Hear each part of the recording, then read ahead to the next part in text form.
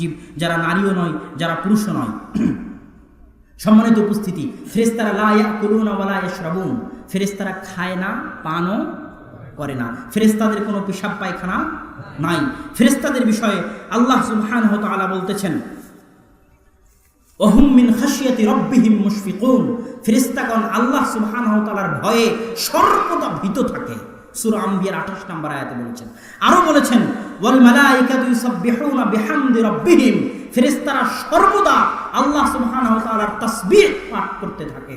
আরো বলেছেন, ইয়াফআলুনা মা ইউমারুন, ফেরেশতাদেরকে যা নির্দেশ দেওয়া হয় তাই পালন করে, তারা আল্লাহর কোনো সময় অবাধ্য হয় না, কেননা তাদের ভিতরে অবাধ্য হওয়ার বিষয়ই নাই। আপনি প্রশ্ন করবেন, যেহেতু ফেরেশতারা গুনাহ করে না, তাহলে ফেরেশতারাই সর্বশ্রেষ্ঠ জাতি হবে, মানুষ কিভাবে সর্বশ্রেষ্ঠ জাতি হলো? মানুষ এই জন্য আশরাফুল মাখলুকাত যে মানুষের অন্তরে ভালো চিন্তাও আসে, খারাপ চিন্তাও আসে, মানুষকে ওই খারাপের সাথে লড়াই করে টিকে থাকতে হয়, কিন্তু ফেরেশতার অন্তরে কোনোদিন খারাপ চিন্তা আসে না। এই জন্য মানুষ, যে মানুষ ভালো মানুষ, সে হচ্ছে আশরাফুল মাখলুকাত। ফেরেশতাদের বিষয়ে রাসূল সাল্লাল্লাহু আলাইহি ওয়াসাল্লাম বলতেছেন যে মা মিন মাকানিন ফিল আরদ ফি সামাইল আরজ, আসমানে এমন কোনো জায়গা খালি নাই, ইল্লা মালাকুন ফিহা কাইমুন আও সাজিদুন, সেখানে একজন ফেরেশতা সিজদারত আছে অথবা একজন ফেরেশতা সালাত আদায় করতেছে। পুরো আসমানে এমন কোনো জায়গা খালি নাই যেখানে একজন ফেরেশতা কি অবস্থা নাই? সিজদারত অবস্থায় নাই, অথবা আল্লাহর ইবাদতরত অবস্থায় নাই। শুধু তাই নয়, রাসূল সাল্লাল্লাহু আলাইহি ওয়াসাল্লাম বলতেছেন, ওয়াল বাইতুল মা'মুর, সূরা তুরের মধ্যে আল্লাহ সুবহানাহু ওয়া তাআলা শপথ করেছে বাইতে মা'মুরের শপথ। আর রাসূল সাল্লাল্লাহু আলাইহি ওয়াসাল্লাম বলছেন, কুল্লু ইয়াউমিন ইয়াদখুলু ফিহি, এই বাইতুল মা'মুরে প্রত্যেক দিন ৭০,০০০ ফেরেশতা প্রবেশ করে।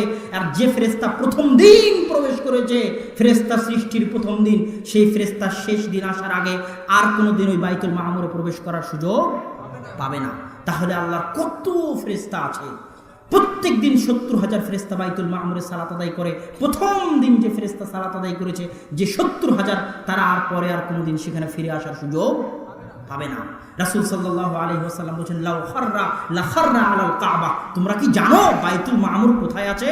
বাইতুল মা'মুরকে যদি ফেলে দেওয়া হয়, লা খাররা আলাল কাবা, আসমান থেকে যদি বাইতুল মা'মুরকে ফেলে দেওয়া হয়, তাহলে বাইতুল মা'মুর কাবার উপরে এসে পড়বে। তো সরাসরি কাবা বরাবর আছে বাইতুল মা'মুর। সম্মানিত উপস্থিতি, আল্লাহ সুবহানাহু ওয়া তাআলার এক আশ্চর্য সৃষ্টি জীব হচ্ছে ফেরেশতা। ফেরেশতাদের পাখা আছে, যা আল্লাহ সুবহানাহু ওয়া তাআলা সূরা ফাতিরে বলেছেন যে ফেরেশতাদের পাখা আছে। রাসূল সাল্লাল্লাহু আলাইহি ওয়াসাল্লাম বলেছেন, রাআইতু জিবরিল, আমি জিবরিলকে দেখেছি, লাহু সিত্তু মিয়া জানাহ, জিবরিলের তখন ৬০০ পাখা ছিল। ৬০০। রাসূল সাল্লাল্লাহু আলাইহি ওয়াসাল্লাম জিবরিলকে দেখেছেন, জিবরিলের ৬০০ পাখা ছিল, ফেরেশতাদের পাখা আছে। যখন আল্লাহ সুবহানাহু ওয়া তাআলা যখন আল্লাহ সুবহানাহু ওয়া তাআলা আসমানে কোনো নির্দেশ জারি করেন, যখন আল্লাহ সুবহানাহু ওয়া তাআলা আসমানে কোনো নির্দেশ জারি করেন, তখন ফেরেশতারা তাদের পাখা আসমানে মারতে থাকে। এই পাখার শব্দ হচ্ছে এমন শব্দ যে কেউ কেউ যারা একমাত্র নিকটে থাকে আল্লাহর, তারা আল্লাহর নির্দেশ শুনতে পায়, যারা দূরে থাকে তারা আল্লাহর নির্দেশ শুনতে পায় না। তারা আল্লাহর নির্দেশের ভয়ে এইভাবে তারা পাখা মারতে থাকে। যখন আল্লাহর নির্দেশ জারি শেষ হয়, তখন এক ফেরেশতা আর এক ফেরেশতাকে বলে, মাযা ক্বাল রাব্বুনা, আমাদের প্রতিপালক কি হুকুম জারি করলেন? ফেরেশতারা আল্লাহর ভয়ে এতভীত থাকে। রাসূল সাল্লাল্লাহু আলাইহি ওয়াসাল্লাম বলছেন সহিহ হাদিস, যে আমি যেই দিন জিবরাইলের সাথে মিরাজে সফর করতেছিলাম, সেই দিন জিবরাইলকে আমি আল্লাহর ভয়ে এত ভীত দেখেছি যা ভাষায় প্রকাশ করার নয়, এত ভীত সন্ত্রস্ত দেখেছি আল্লাহর ভয়ে।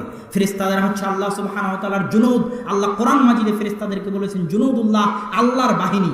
আল্লাহর বাহিনী হচ্ছে ফেরেশতা। সারা পৃথিবী পরিচালনা করতেছে কারা? ফেরেশতারা। এরা আল্লাহর বাহিনী, আল্লাহর নির্দেশে পরিচালনা করতেছে। কোথায় বৃষ্টি হবে, কোথায় ঝড় হবে, আল্লাহর ফেরেশতা সেগুলো পরিচালনা করতেছে। কোথায় ভূমিকম্প হবে, কোথায় কি দেওয়া লাগবে, কোথায় কার মৃত্যু নির্ধারণ করা লাগবে, মালাকুল মউতকে সেখানে পাঠিয়ে সকল কিছুর জন্য আল্লাহ ফেরেশতা নিয়োজিত রেখেছেন। আল্লাহর আরশ বহন করার জন্য আল্লাহ ফেরেশতা নিয়োজিত রেখেছেন। কিয়ামতের ফুৎকার দেওয়ার জন্য আল্লাহ সুবহানাহু ওয়া তাআলা ফেরেশতা নিয়োজিত রেখেছেন। মানুষের আমলনামা লিপিবদ্ধ করার জন্য আল্লাহ ফেরেশতা নিয়োজিত রেখেছেন। কবরে মানুষকে জিজ্ঞাসা করার জন্য আল্লাহ ফেরেশতা নিয়োজিত রেখেছেন। এইভাবে সারা পৃথিবীতে সর্বত্র আসমান এবং জমিনে অগণিত ফেরেশতা আল্লাহ সুবহানাহু ওয়া তাআলার করার রয়েছে, যার কোনো হিসাব নাই। শেষে বলি, রাসূল সাল্লাল্লাহু আলাইহি ওয়াসাল্লাম বলছেন, লা তাদখুলুল মালায়েকাতু ফি বাইতিন ফিহি সূরুন আও কালবুন, ফেরেশতা ওই বাড়িতে প্রবেশ করে না যে বাড়িতে ছবি আছে, যে বাড়িতে কুকুর আছে, যে বাড়িতে মূর্তি আছে, যে বাড়িতে কুকুর আছে, সেই বাড়িতে ফেরেশতা প্রবেশ করে না। আল্লাহর এক মহান, আল্লাহর এক সুন্দর সৃষ্টিজীব, যারা আল্লাহর রহমতের কারণ, আল্লাহর রহমত বহন করে নিয়ে যায়, তারা আপনার বাড়িতে প্রবেশ করবে না যদি আপনার বাড়িতে ছবি মূর্তি থাকে। সম্মানিত উপস্থিতি, ফেরেশতাদের আলোচনা আরও লম্বা করা যেত। আমি এই মর্মে আজকে যে কয়টা বিষয়ের প্রতি ঈমান আনয়ন না করলে আমি এবং আপনি কাফের হয়ে যাব, বিন্দুমাত্র সন্দেহ থাকলে আমি এবং আপনি কাফের হয়ে যাব, সেই বিষয়ের দুটো বিষয়ের আলোচনা করলাম। এক, আল্লাহ সুবহানাহু ওয়া তাআলার প্রতি বিশ্বাস স্থাপন করা, আল্লাহর অস্তিত্বে, আল্লাহকে সৃষ্টিকর্তা হিসেবে, আল্লাহকে পালনকর্তা হিসেবে বিশ্বাস করা। তিন, সকল ইবাদত হবে একমাত্র আল্লাহর জন্য, আল্লাহকে সকল ইবাদত না দিলে আপনি মুশরিক হবেন। মান আশরাকা বিল্লাহ, যে ব্যক্তি আল্লাহর সাথে শিরক করবে তার জন্য জান্নাত হারাম। আল্লাহ সুবহানাহু ওয়া তাআলা সকল গুনাহ ক্ষমা করতে রাজি আছেন, শিরকের গুনাহ ক্ষমা করতে রাজি নাই। আল্লাহ সুবহানাহু ওয়া তাআলা বলেছেন, ইয়া বানি আদম লা আতাইতানি বিকুরাবিল আরজি খাতায়া, হে বানি আদম, যদি আসমান এবং জমিন ভর্তি পাপ নিয়ে আমার সামনে উপস্থিত হও, আর এই পাপের মধ্যে যদি শিরক না থাকে, লা আতাইতু, তাহলে আমিও তোমার সামনে উপস্থিত হব আসমান এবং জমিন ভর্তি ক্ষমা নিয়ে। এই জন্য শিরকের গুনাহ থেকে বেঁচে থাকবেন। আল্লাহ সুবহানাহু ওয়া তাআলার আসমা এবং সিফাত, নাম এবং গুণাবলী, বাধ্যতামূলক আল্লাহর নাম এবং গুণাবলীর উপর জ্ঞান অর্জন করবেন, যাতে আপনার ঈমান এবং আকীদা পোক্ত হয়, আল্লাহ ভীরুতা আপনার মধ্যে কাজ করে।